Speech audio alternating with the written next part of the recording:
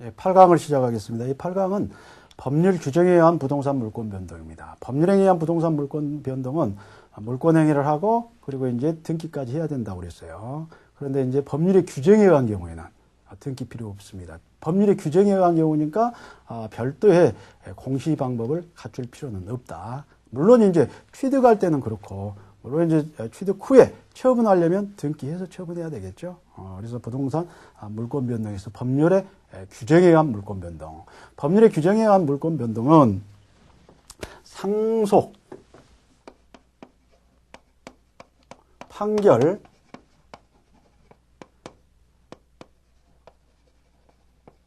공용징수, 경매, 기타 규정에 의한 경우. 상속인 경우에는 뭐 피상속인이 죽어버렸는데 사망했는데 권리 능력을 상실했는데 공동 신청할 수가 없겠죠. 그래서 이 경우에는 죽는 그 순간에 물권 변동이 일어납니다. 그래서 아버지가 가지고 있는 모든 부동산의 소유권이 아들이 등기하기 이전에 아버지 그 피상속인이 죽는 순간, 사망한 그 순간 상속이 이루어져요. 그리고 만약에 등기를 해야 물권 변동이 일어난다면 그 사이에 어떤 갭이 발생하겠죠. 그래서 상속. 그다음에 판결은 세 가지 종류가 있습니다. 이행 판결, 확인 판결, 형성 판결. 이행 판결이라는 건 소유권 이전하라라는 거야. 확인 판결은 소유권이 나에게 있음을 확인해달라라는 거야. 형성 판결은 공유물 분할 청구소, 공유물 분할 소송이라든가 이게 여기에 해당되는 거예요. 형성 판결. 형성 판결은 그 판결 자체로 물권 관계가 형성이 돼버리는 겁니다. 그래서 당사자가 공유물을 분할할 때 협의 분할이 원칙이에요. 그게 먼저 우선해야 돼요. 그런데 협의가 안 됐어요. 서로 좋은 부분을 차지하려고. 이랬을 때 이제 재판상 분할을 하는 거예요. 그럴 때 이제 공유물 분할 소송을 제기하는 겁니다. 당사자가 합의가 안 됐으니까 법관이 마음대로 이렇게 합리적이라고 생각한 부분을 당사자 의사와 다르게 그냥 그 의사가 이건 너 갖고 이건 너 갖고 이렇게 하라는 거야. 그래서 공유물 분할 소송이 대표적인 형성 소송이에요.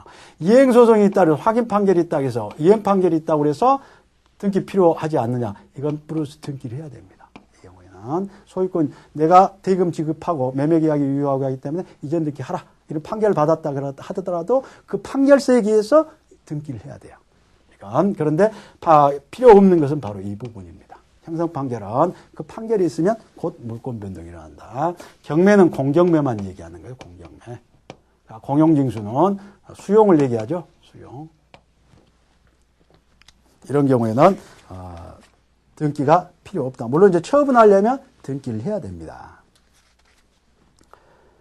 기타 법률의 규정, 관습법에 의해서 뿐만 아니라 건물 신축한 경우에는 최초에 건물을 소유권을 취득하기 때문에 별도로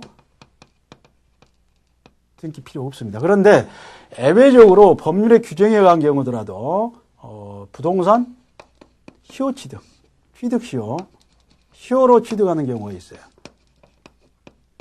점유 취득 시효, 등기부 취득 시효는 등기 자체가 돼 있으니까 상관이 없는 거고, 점유함으로써 20년 동안 소유의 의사로 평온공연하게 점유함으로써 권리를 취득하는데 이때 반드시 무엇을 해야 되냐면 우리 민법은 등기를 해야 된다라고 이렇게 돼 있어요. 그래서 내가 매매계약을 체결해서 물권을 이전을 받아서 점유를 하고 있어요. 그런데 매매계약이 무효가 됐어요. 그러면 내가 지금 나는 계속 그게 유효인 줄 알고 점유를 했어요. 장기간 지나서 어떤 사변이 있어서. 이랬을 때 내 점유자는 소유권을 취득 못하죠. 그 상태로는.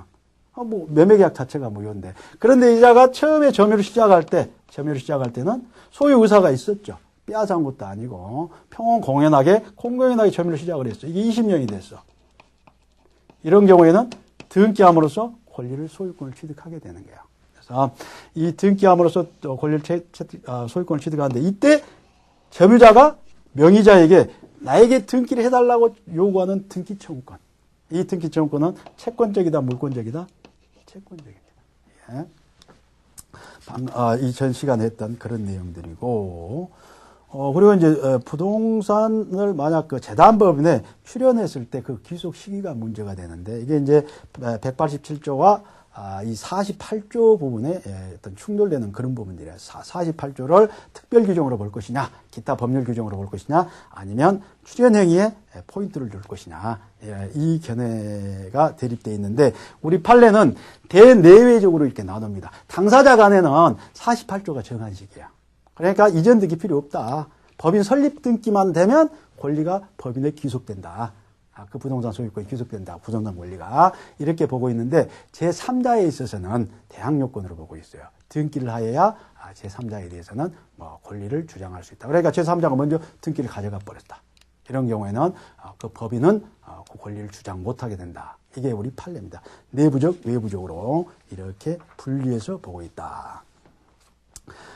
동산에 있어서 변동은 동산 물권 변동은 동산 물권 변동도 법률에 의한 경우와 법률의 규정에 의한 경우가 있습니다. 법률에 의한 경우에는 점유 이전을 해야 되겠죠. 현실의 인도.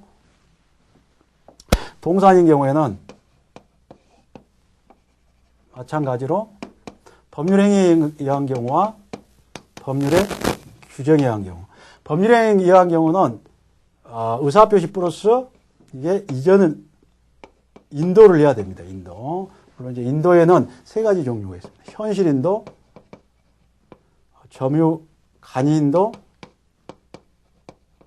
점유 개정, 그리고 이제 목적물 반환 청구권의 양도. 이 중에서 가장 불완전한 방법이 점유 개정 부분이에요. 점유 개정. 그래서 양도를 하고 인도하고 권리를 넘기고 나서도 여전히 점유를 누가 하냐면 양도인이 점유하는 거예요. 양도인. 이건 양수인이 기왕에 점유하고 있는 경우에 의사표시로 넘기는 거고, 점유 개정인 경우는 넘기고 나서도 여전히 양도인이 빌려 쓰고 있는 형태로 가지고 있다는 거예요. 외부상으로 봐서는 점유가 이전되지 않는 거가 되겠죠. 그래서 가장 불완전한 방식인데, 이게 법률에 의한 경우는 인정을 하는데 다음에 법률의 규정에 의한 선의취득에 있어서는 점유가 이전돼야 되는데 여기에 점유 개정 방식으로는 인정하지 않습니다. 선의취득이 인정되려면 반드시 점유가 공시방법인 동산해야 한다. 뭐 동산인 경우에도 등기를 필요로 하는 경우가 있습니다. 우제부동산인 뭐 항공기라든가 중기라든가 이런 것들은 등기를 하죠. 그리고 이제 명인 방법으로 공시를 하는 경우에는 손익취득 인정이 안 돼요. 반드시 점유가 공시 방법인 동산에만 인정을 하고, 그리고 이제 유효한 거래 행위로 취득해야 돼요.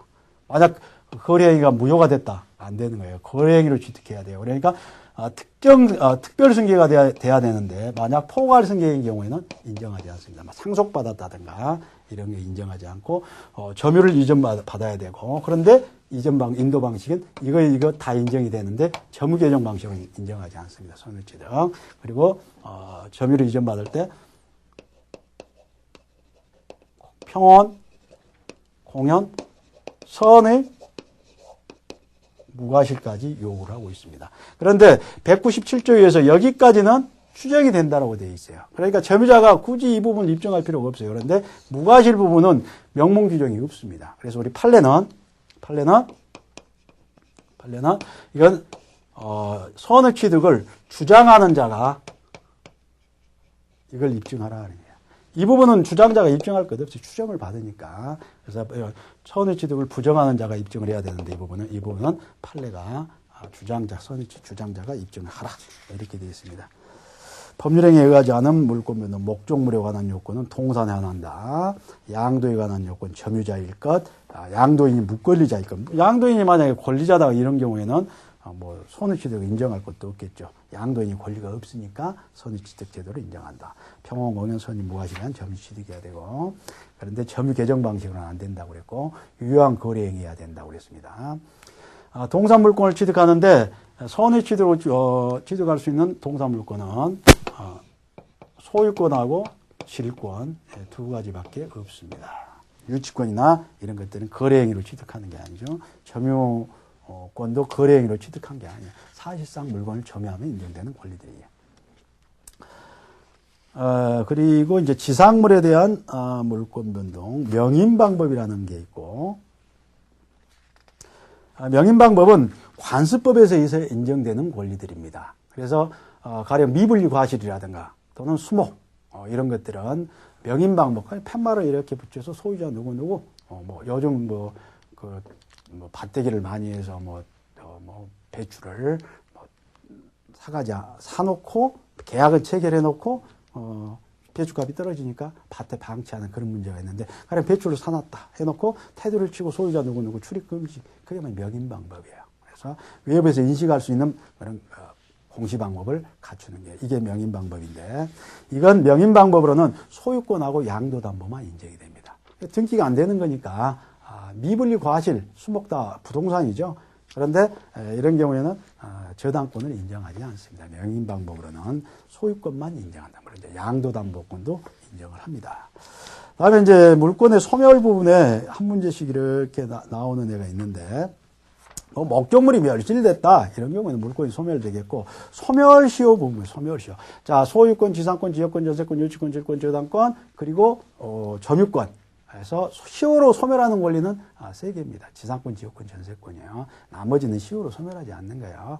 점유권은 점유 상실하면 없어지는 권리고, 유치권도 점유 상실하면 유치권 소멸해요. 물론 이제 점유 회수에 의해서 1년 안에 반환 청구를 받으면 그대로 소멸하지 않는 거가 되겠지만, 점유 상실하면 소멸되는 거예요. 소유권은 절대성 때문에 시효로 소멸하지 않는 권리예요. 그리고 결국은 용익적인 권리들만 시효로 소멸한다. 물권 포기는 이건 의사표시예요. 그렇기 때문에 별도의 공시 방법까지, 법률행위니까 별도의 공시 방법까지 갖춰야 된다라고 하는 것이고, 시험에 자주 나오는 부분이 혼동이에요. 혼동이라고 하는 것은 양립할 수 없는 권리가 1인에게 귀속하는 경우예요. 그러니까 우리가 봤을 때 소유권 이하의 권리들, 지지전, 유질적, 이런 권리들은 전부 타물권이에요. 내 물건, 내 소유권 위에 내가 이런 권리들을 가질 수는 없어요. 그러니까 갑이라는 사람이 소유권, 어떤 물건에 대해서 소유권을 가지고 있다. 그럼 여기에 대해서 이 자들이 가지고 있는, 이건 갑이 이외의 자들이어야 돼요. 갑이 만약에 이런 권리를 가지고 있다 그러면 완벽한 권리가 있는데 별도로 이런 것들을 해놓을 필요가 없죠. 이것들은 전부 소유권으로부터 파생된 권리들이에요. 그래서 만약 갑이 지상권을 설정해줬다가 지상권을 자기가 취득했다. 그럼 지상권 필요가 없죠. 이게 혼동이라는 얘기예요. 그래서 양립 불가능한 권리가 1인에게 기속되는 경우, 이건 혼동으로 소멸한다. 그런데 소멸하지 않는 경우가 있다. 혼동으로 소멸하지 않는 권리, 이건 점유권입니다. 점유권. 점유권은 본권하고는 상관없다고 그랬어요. 본권 여부와는 상관없어요. 점유가 정당시 되든지 말든지 하여튼 점유하고 있으면 되는 권리예요. 그렇기 때문에 점유권은 혼동으로 소멸하지 않는다. 그런데 이 혼동의 예외가 있어요. 이게 시험에 잘 나오죠. 자, 갑이 을에게 전세권을 설정했다. 그러면 이제 갑이 을에게 전세권을 설정해줬다. 자기가 전세권을 취득하면 혼동으로 소멸한다고 그랬죠. 그런데 이 전세권이 제3자의 권리 목적인 경우가 있어요. 그래서 전세권이 가령 이 물건에 두 가지 케이스가 있을 수 있죠. 하나는 이 전세권을 병에게 저당권을 이렇게 설정한 경우가 있고, 두 번째로 갑이 이 물건을 병에게 저당권을 설정해 놓은 경우가 있어요. 전세권을 저당권을 설정한 경우가 있고, 물권을 저당권을, 은행에 돈 빌리면서 할 수 있고. 이거 갑과 상관없이 전세권은 물권이니까 을은 갑의 동의와 전혀 상관없이 저당권을 설정해 버릴 수 있어요. 전세금이 반드시 있어야 된다고 그랬죠. 전세금은 고액입니다. 7할 이상이에요. 그러니까 돈이 없으니까 은행에 저당 잡히고 전세권 저당 잡히고 돈을 빌릴 수가 있더라. 이럴 때 만약 이게 이렇게 혼동이 됐다. 이런 경우에는 소멸하면 안 되겠죠. 왜냐하면 이 저당권이 이게 없어지면 이게 저당권이 없어져 버려요. 그래서 다른 사람의 권리가 없어져 버린다. 본인을 위해서도 마찬가지야. 이 전세권은 우선 변제권이 있어요. 저당권이 이게 있으면 만약 이게 경매됐다 그러면 이게 우선이에요. 먼저 전세권 확보하고 다음에 남음이 있으면 저당권자가 병이 확보를 하는 거예요. 근데 만약 이게 없어져 버렸다. 그러면 이게 1순위로 저당권 순위 승진이에요. 그래서 1순위가 돼버린다. 그래서 이럴 때는 남겨둔다라는 얘기예요. 제한물권과 마찬가지예요. 제한물권도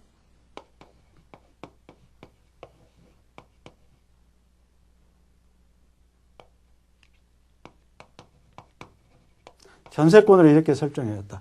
그런데 을이 이 전세권을 병에게 저당권을 이렇게 설정했다.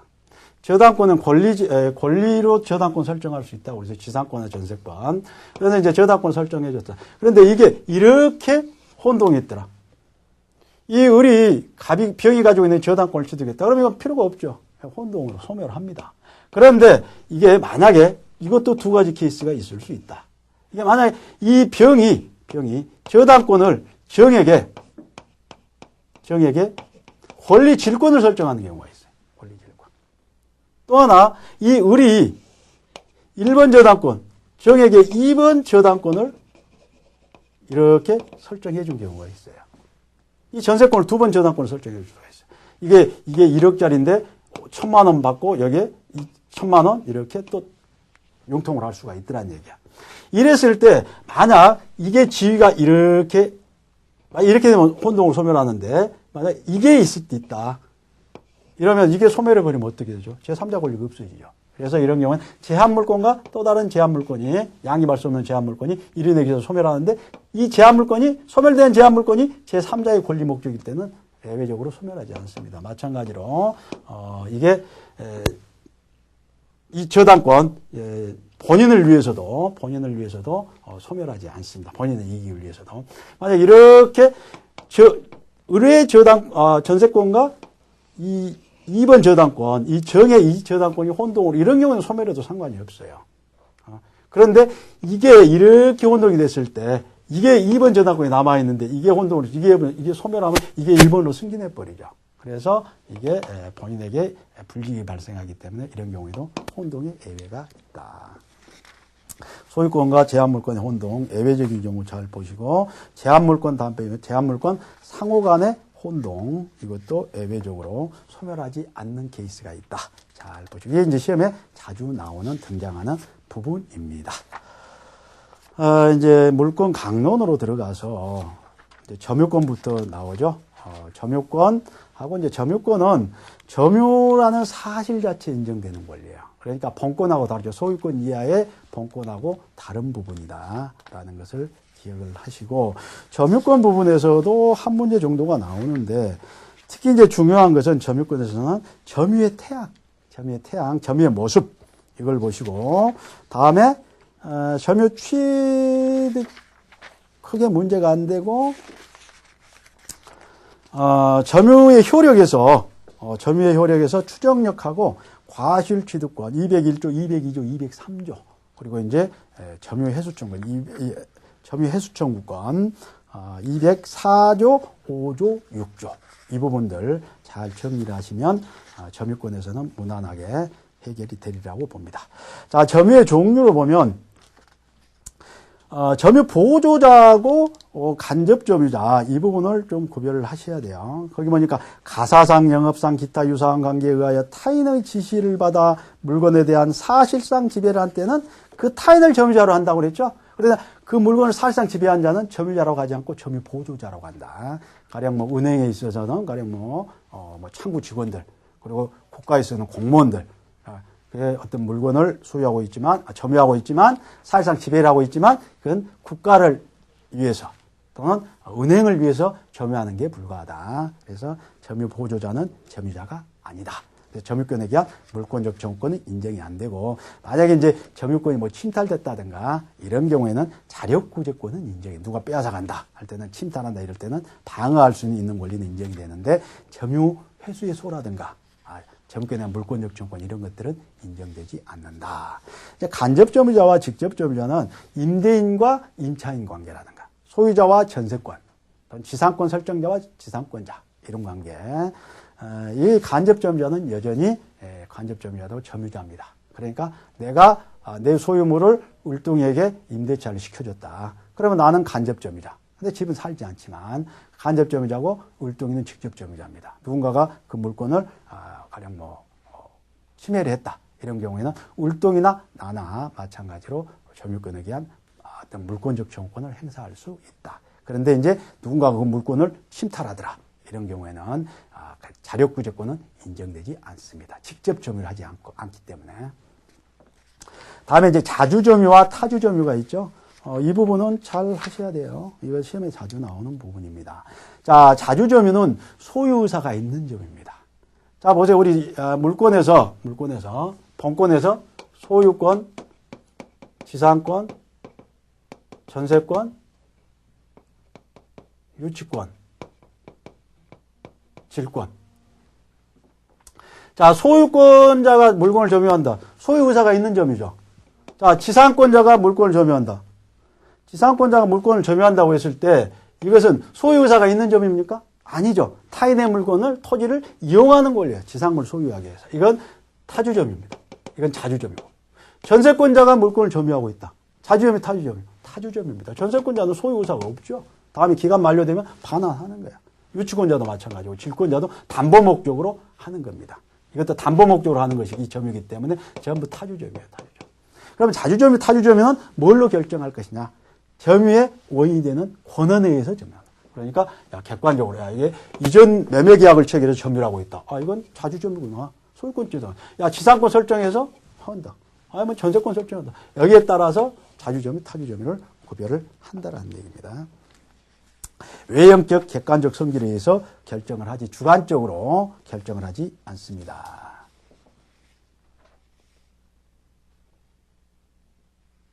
그리고 이제 자주점유 또는 타주점유가 자주점유로 전환한다는 경우. 자, 내가 지상권자로 점유했는데, 이제는 내가 이제 소유권자로 점유할 거야 하고 이렇게 내가 의도를 했다 하더라도 그걸로서 곧 자주점유로 전환되느냐? 그렇지 않습니다. 별도의 어떤 권한에 의해서 어떤 행위를 한다든가 또는 소유자에게 의사표시를 해야 됩니다. 내가 지금까지는 네 물건, 네 토지를 내가 이렇게 지상권을 설정을 해서 내가 점유하고 있지만 앞으로 내가 소유권자로 점유하겠다라든가 매매계약을 체결해서 점유를 시작한다든가 이럴 때 어떤 뭔가 외형이 있어야 됩니다. 의도만 가지고는 안 된다. 그래서 간접 점유자나 이런 자들에 대해서 새로운 권한에 의한 소유의 의사를 별도로 표시를 해야 전환이 됩니다. 그리고 이제 디귿번 보세요. 관련 판례를 보니까 부동산을 타인에게 매도하여 그 판례가 엄청 많이 쌓여 있어요. 이게 그래서 그 관련 판례 보면 부동산을 타인에게 매도하여 그 인도음을 주고 있다. 자, 매도인이 지금 대금 매도해서 매매 계약을 체결해서 중도금을 받고 이제 그 넘겨줘야 할 등기 서류까지 다 넘겨주고 이제 아직 집을 안 비워주고 지금 살고 있다. 자주점이 타주점이겠죠. 그거는 이런 케이스에는. 그래서 매도인의 점유는 특별한 사정이면 타주점유로 변경되겠죠. 소유의사로 소유권을 넘길 의도로 이렇게 하고 점유를 하고 있는 거니까. 그리고 그 부동산이 제3자에게 경락되고 대금이 납부돼 버렸어요. 그래서 채무자가 여전히 살고 있어. 내가 지금 빚을 못 갚아서 내 집이 경매에 들어가서 매각대금이 완납이 되었어. 매각대금이 완납되면 경매인 경우에는 매각대금이 완납될 때 물권 변동이 일어나 버립니다. 이전 등이 필요 없어요. 법률이 규정이 한 경우니까. 이런 경우에는 당연히 타주점유가 되겠죠. 그리고 이제 매매계약이 해제되어 매수인이 그 부동산에 대한 점유는 계약 해제일로 했어.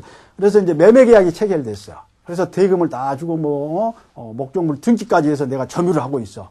그런데 매매계약이 해제가 돼버렸어요. 어떤 이유로 해제 사유가 있어서 해제돼 버렸다. 그럼 물건을 돌려줘야 되죠. 해제권이 행사에 대해서 해제 효과가 발생됐다. 그 이후로는 매수인이 계속 점유하고 있다 하더라도 자주점유, 타주점이에요.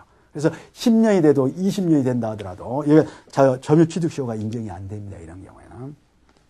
왜냐하면 이건 타주점이기 때문에 소유의 의사를 점유해야 시효취득이 인정되는 거예요. 그래서 자주점유, 타주점유 구별은 어디와 관련되어 있냐면 다음에 소유권 취득에 있어서 시효취득과 관련되어 있어요. 그래서 이 판례가 많이 나와 있는 거예요. 197조도 중요한 조문이죠. 점유의 태양. 점유는 소유의 의사로. 그러니까 내가 지금 점유를 하고 있어요. 그러면 소유의 의사로 점유한 것으로 추정을 받습니다. 그리고 평온 공연하게 점유한 것으로 추정을 받아요. 그래서 내가 빼앗아 오지 않고 슬쩍 훔쳐오지 않고 정상적인 방법으로 내가 점유를 시작하고 있구나라는 것을 추정받기 때문에 별도로 이런 것들을 내가 입증할 필요는 없습니다. 점유자가. 왜냐하면 이런 것들이 다 시효취득과 관련되어 있고 동산인 경우에는 선의취득과 관련되어 있기 때문에 그래요. 그래서 입증 책임이 증명 책임이 누구에게 있는가는 이건 소송에 있어서 민사소송의 승패에 엄청난 어떤 중요한 어떤 영향을 미칩니다. 입증을 못 해버리면 내가 져버리니까, 패소해버리니까. 그래서 그 입증 책임을 전환하는 규정이 바로 추정부 규정이에요. 그래서 이 추정 규정이 있다는 거 잘 보시고, 2번 보니까 선의 점유자로도 본권에 관한 소에서 패소한 때, 패소해버렸다. 그러면 언제부터? 그 소가 제기된 때부터요. 그러니까 선의 점유자는 다음에 이제 뭐가 있냐면 선의 점유자의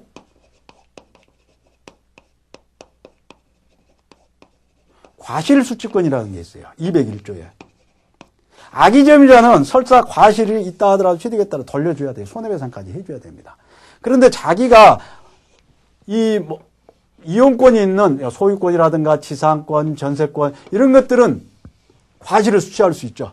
이용을 해서 이득을 취할 수가 있어요. 임차권이라든가. 내가 임차권자가 아닌데 이러한 권리가 없는데 있다라고 믿고 점유를 시작을 했는데 실제적으로 어떤 과실이 발생했다. 젖소에서 우유가 나왔다라든가 토지에서 어떤 이익이 발생했다라든가 차임이 발생했다. 등등등 이런 것들이 있을 수 있다는 얘기예요. 이럴 때는 선의 점유자는 그걸 자기가 수취해버립니다.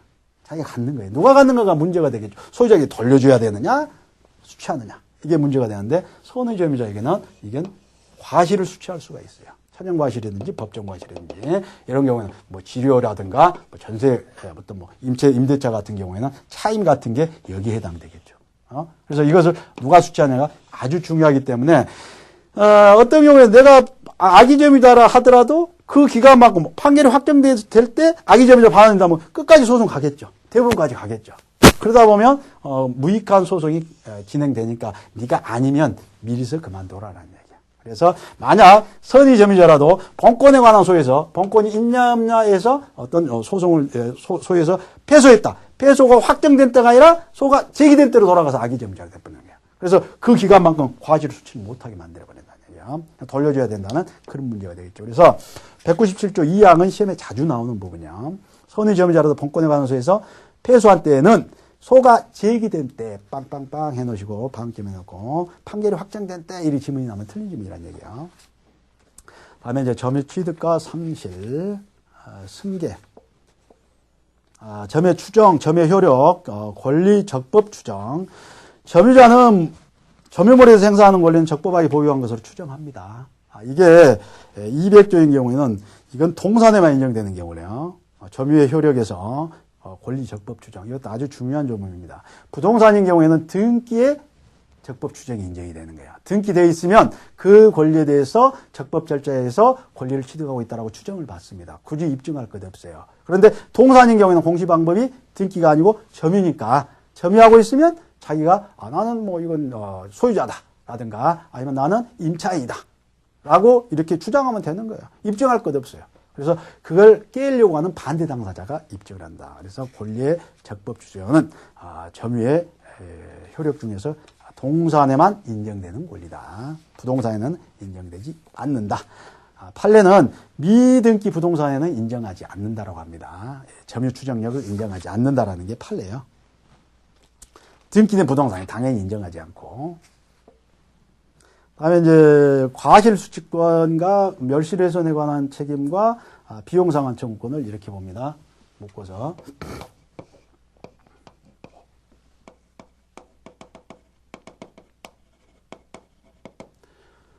점유자가 갑이 명의 소유자고 을이 점유자입니다.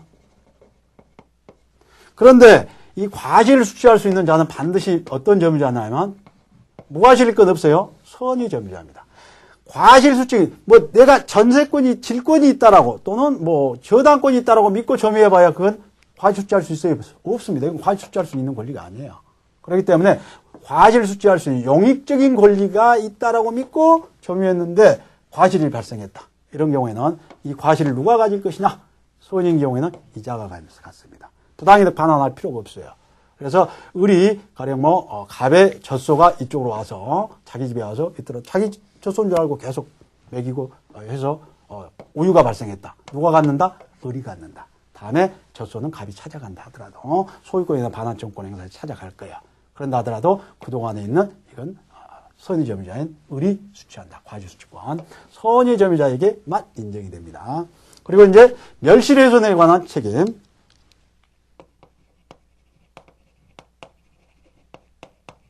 훼손. 자, 멸실훼손에 어떤 물건을, 이 젖소를, 소를 가령 멸실시켜버렸다. 뭐 꼬리를 잘라서 꼬리곰탕을 끓여 먹어버렸다든가 이랬다. 이런 경우에는 멸실훼손에 대한 이 부분에 대해서 손해배상을 해줘야 되겠죠. 그런데 만약에 이 을이 선의의 자주점유입니다. 자주점유.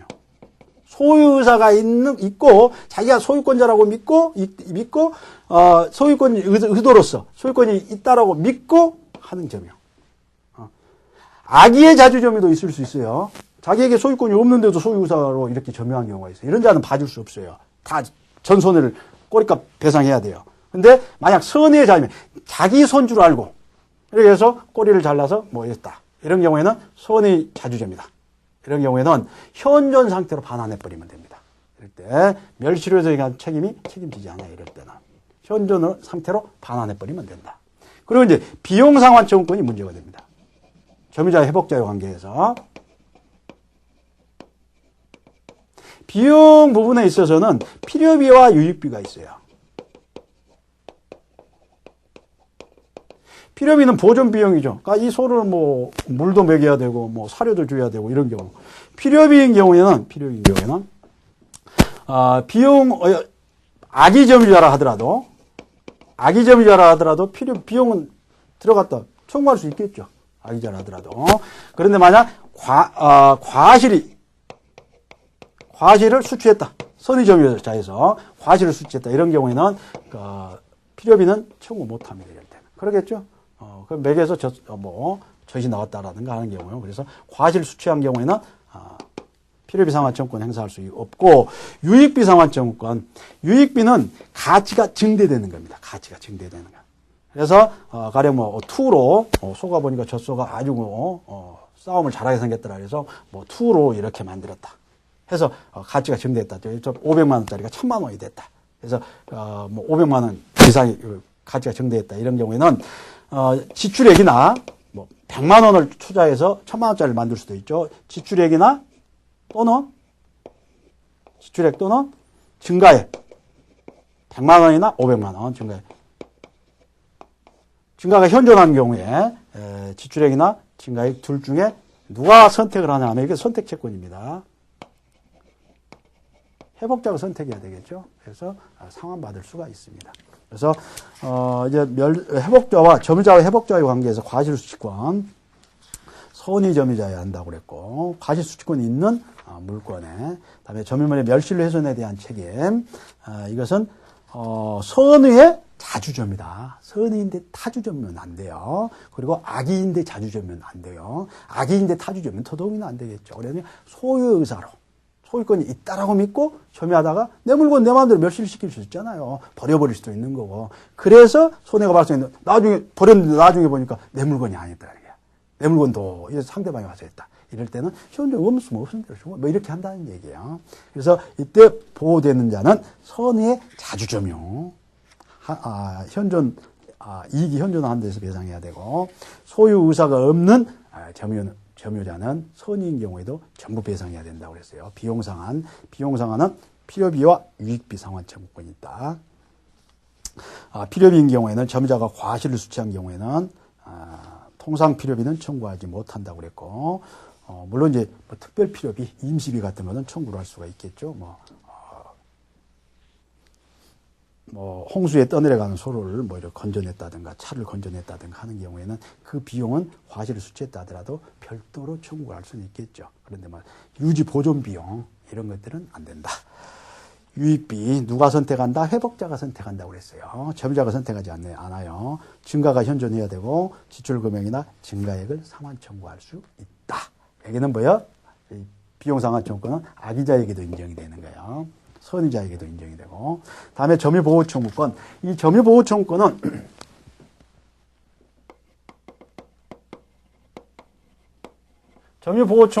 이 소유권에 기한 물권적 청구권하고 차이가 있어요. 그래서 점유해수청구권. 전면적으로 침해됐더라. 그러면 점유해수청구권이야. 그리고 여기 반환청구권에 해당돼요. 이 부분적으로 침해됐다. 방해 제거청구권. 그리고 지금은 침해되지 않았지만 장차 침해될 염려가 있더라. 방해 예방청구권.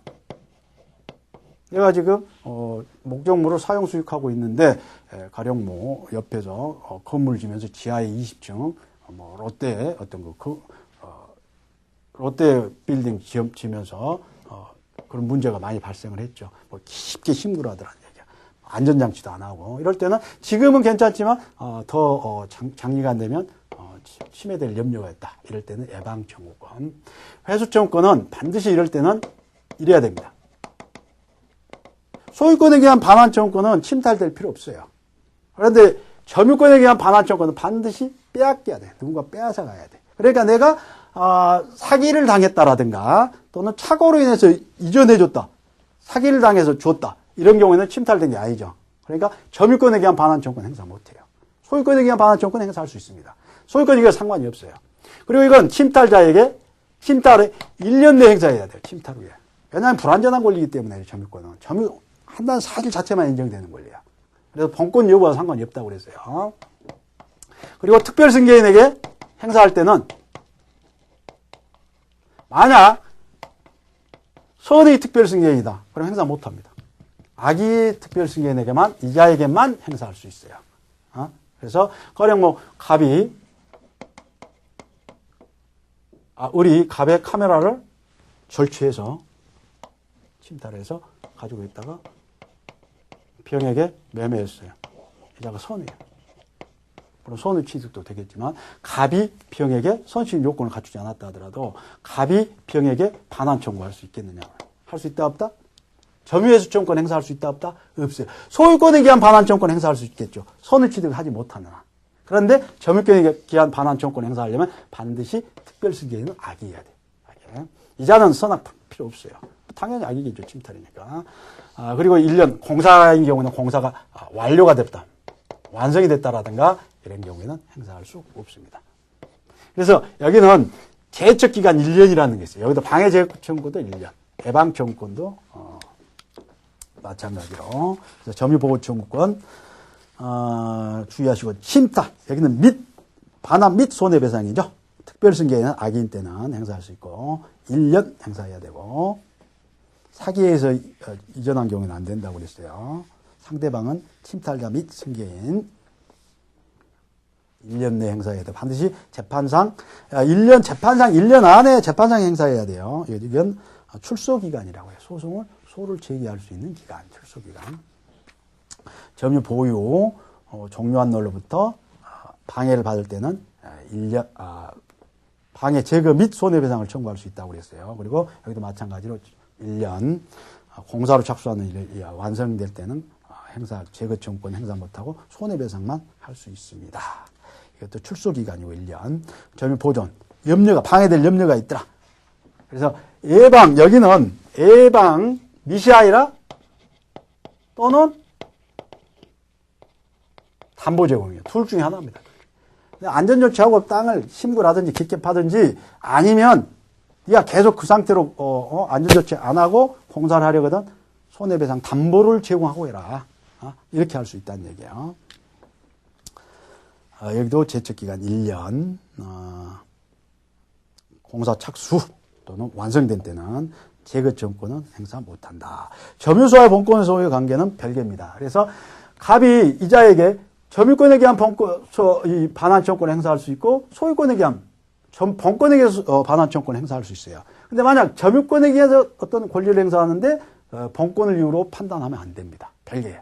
그리고 이걸 행사할지 누구 마음이다? 갑의 마음이에요. 갑의 마음. 그래서 본권에 기인한 소는 점유권에 기인한 소는 본권에 관한 이유로 재판하지 못한다. 이 점유권에 기해서 어떤 권리를 행사하는데 본권을 얘한테 있네 없네 해서 판단을 하면 안 된다. 점유권 그 부분만 보고 판단을 해야 된다. 그래서 그리고 점유권에 기인한 소와 본권에 기인한 소로 영향을 미치지 않아. 점유권에 기한 반환청구권을 행사해서 패소했어. 그럼 본권에 기한 반환청구권 다시 행사해도 상관이 없다.